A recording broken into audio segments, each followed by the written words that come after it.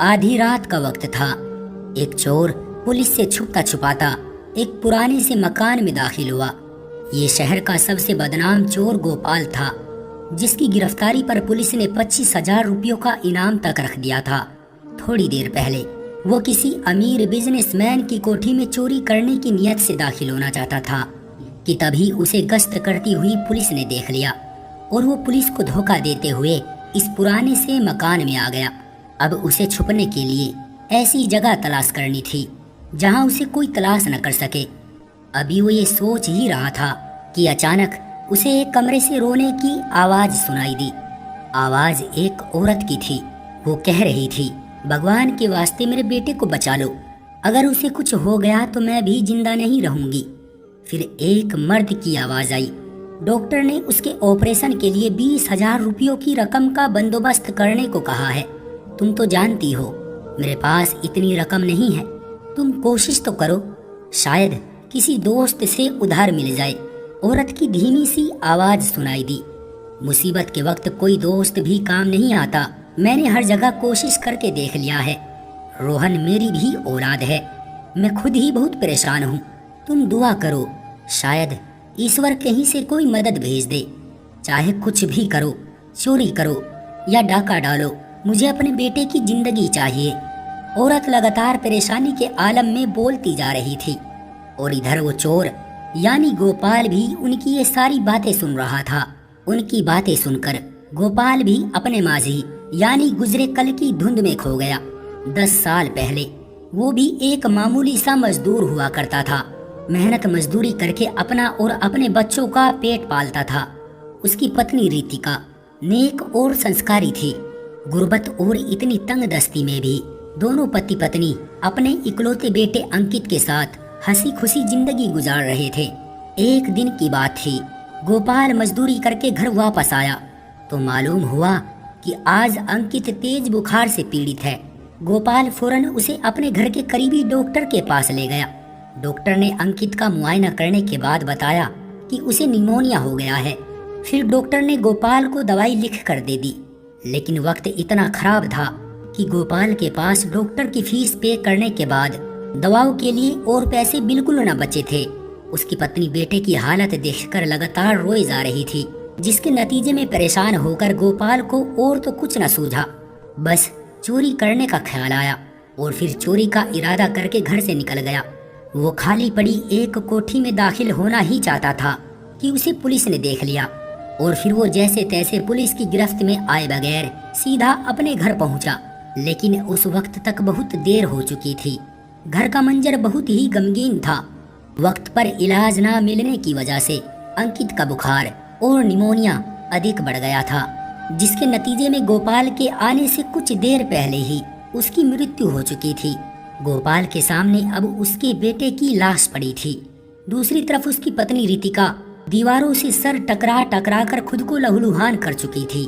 गोपाल ने उसे संभालना चाहा, मगर उसे सुकून बिल्कुल ना मिला और वो भी इसी सदमे की वजह से दुनिया छोड़ गई। गोपाल के लिए वो लम्हे किसी कयामत से कम न थे। वो इस दुनिया से इतना नाराज हो गया कि पैसों के लिए गलत रास्ता चुन लिया और शायद आज ये उसी फैसले की सजा थी।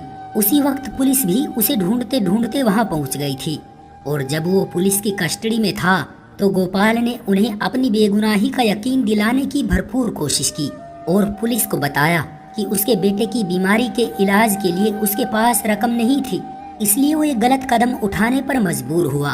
गिरफ्तारी के बाद गोपाल को सिर्फ इतनी मोहलत दी गई कि जो अपनी आंखों से अपनी पत्नी और बच्चे का अंतिम संस्कार होता देख सके। इस मौके पर उसके चंद रिश्तेदार और मोहल्ले के कुछ लोग भी मौजूद थे। हर आंख आंसुओं से नम थी, लेकिन कोई भी गोपाल की मदद न कर सका। पुलिस गोपाल को अपने साथ ले गई। अदालत में जुर्म साबित होने पर उसे 6 महीने की कैद की सजा सुना दी गई। रिहाई के बाद बदकिस्मती से गोपाल एक पेशेवर चोर बन गया। वो ये सोच चुका था कि चोरी और डाके को ही अपना पैसा बनाएगा और इस तरह से समाज से इंतकाम लेगा, लेकिन फिर भी वो कहीं ना कहीं एक नरम दिल इंसान था। उसने आज तक किसी गरीब को तंग नहीं किया था। वो अमीरों और बड़े बड़े जमींदारों के घरों में ही चोरी करता था, इसलिए पैसे वाले लोग उससे हमेशा खौफ ज्यादा रहते थे। पुलिस ने उसकी गिरफ्तारी के लिए 25,000 रुपये इनाम भी तय किया था, मगर वो अभी तक गिरफ्तार नहीं हुआ था।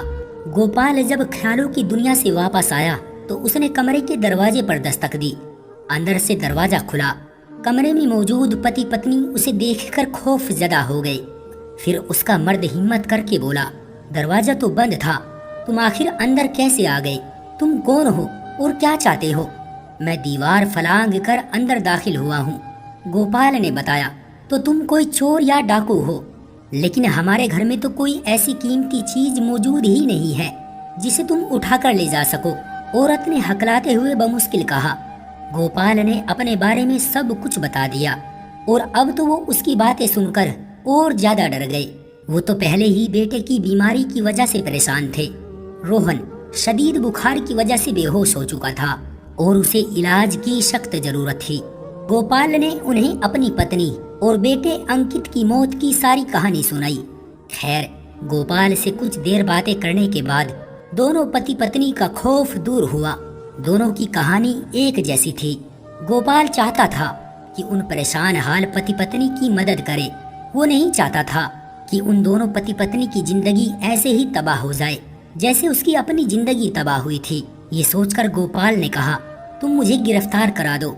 मेरी गिरफ्तारी पर 25,000 रुपये इनाम तय है।